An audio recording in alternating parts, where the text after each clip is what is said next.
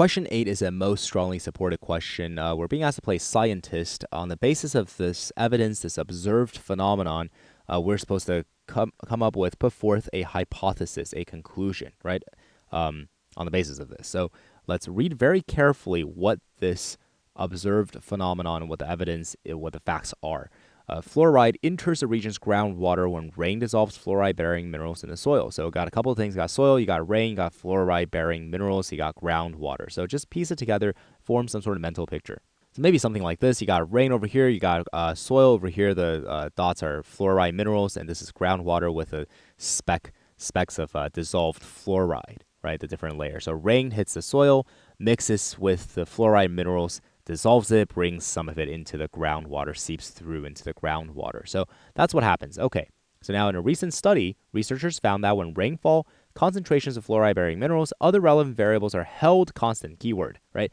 When you want to test for something, you have to isolate that something. Right? You need to hold all other potential things that could affect, right, the results constant. So here, rainfall is held constant. Concentration of fluoride-bearing minerals held constant. Everything else is held constant, in fact.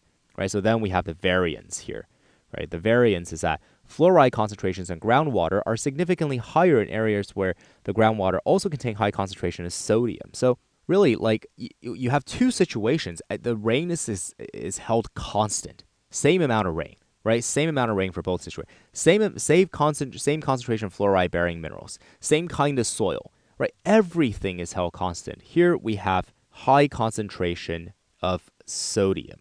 Here we have low concentration of sodium, right? And this is the only thing they're telling us is different.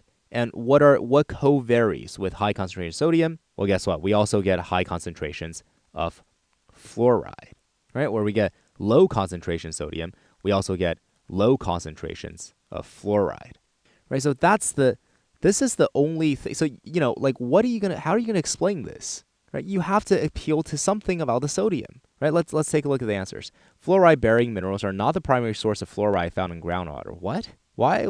This has nothing to say about this. I mean, this is saying, look, the fluoride you find in your groundwater, yeah, only like 2% comes from the fluoride-bearing minerals, right? The rest of them, I don't know where they came from. They were already there. They were always there. Some fluoride billionaire baron runs around in the middle of the night injecting fluoride into groundwater because you've got nothing better to do. Like, what? This has none of this stuff explains or supports this at all, right? I don't know. A lot of these sentences, a lot of these statements could be true, right? But not on the basis of this. Rainfall does not affect fluoride concentration in groundwater. I mean, you didn't even read, right? Like this rainfall, when rain dissolves fluoride-bearing minerals in the soil, that's when fluoride enters the region's groundwater. This just says it. Of course, it does affect fluoride concentration in groundwater. Sodium-bearing minerals dissolve at a faster rate than fluoride-bearing minerals. Again, like this could be just like a statement that could be true, I suppose. I don't really know the rate at which sodium-bearing minerals dissolve versus rate at which fluoride-bearing minerals dissolve. Right? And nothing in here tells me that, right? And I have no basis of comparison which one is faster. Right? High concentration of sodium in groundwater says nothing about the rate at which sodium dissolves. Low concentration of sodium in groundwater also says nothing about the rate at which sodium dissolves. D says sodium in groundwater increases the rate at which fluoride-bearing minerals dissolve. There you go. And that makes a lot of sense because you held everything else constant. Exactly 7 rocks of fluoride here. Exactly 7 rocks of fluoride here. Exactly 7,000 drops of rain. Exactly 7,000 drops of rain. Same kind of soil. How come I found high concentrations of fluoride here and low concentration of fluoride here? I mean, everything was the same, right? No, except one thing was different. There was a lot of sodium here. There was not a lot of sodium here. So it must be this. Or it doesn't have to be this. I mean, there could be other things that we didn't think to control for, but it certainly strongly supports this is a good hypothesis to put forth on the basis of this study, right? Observed empirical observations. E says soil that contain high concentration of sodium-bearing minerals also contain high concentrations of fluoride-bearing minerals. Like, what?